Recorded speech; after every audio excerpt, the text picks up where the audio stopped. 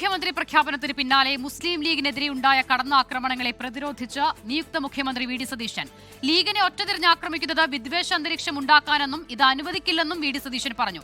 ഇന്നലെ ബിജെപിയും NSSഉം മുസ്ലിം ലീഗിനെതിരെ രൂക്ഷ വിമർശനവുമായി രംഗത്ത് വന്നിരുന്നു. വി ഡി സതീശനെ മുഖ്യമന്ത്രിയാക്കിയത് മുസ്ലിം ലീഗിന്റെ സമ്മർദ്ദത്തെ തുടർന്നെന്ന വിമർശനമായിരുന്നു NSS general secretary G Sukumaran നായരുടേത്. കോൺഗ്രസിന്റെ ഹൈക്കമാൻഡ് ലീഗെന്ന് BJP നേതാക്കളും.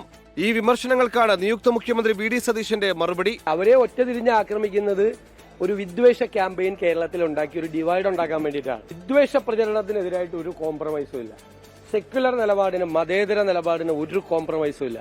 മുസ്ലിം ലീഗിനെതിരെ വർഗീയ ധ്രുവീകരണ അജണ്ടയോടെ നടന്ന പ്രചരണങ്ങൾക്കുള്ള മറുപടിയാണ് ജനവിധിയെന്ന് യൂത്ത് ലീഗ് ജനറൽ സെക്രട്ടറിയും നിയുക്ത MLA-യുമായ PK ഫിറോസ്.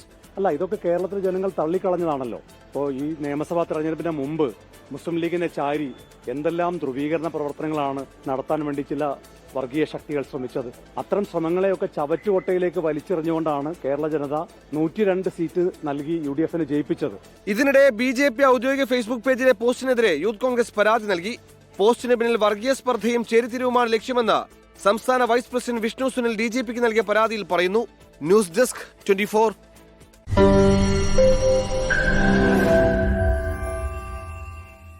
ലോകത്തെവിടെയായാലും ഏത് സമയത്തും 24 വാർത്തകളും ഓഗ്മെന്റഡ് റിയാലിറ്റി പാക്കേജുകളും എക്സ്പ്ലെയിനറുകളും വിശദമായി കാണാൻ ഞങ്ങളുടെ YouTube ചാനൽ നിങ്ങൾക്ക് സബ്സ്ക്രൈബ് ചെയ്യാം.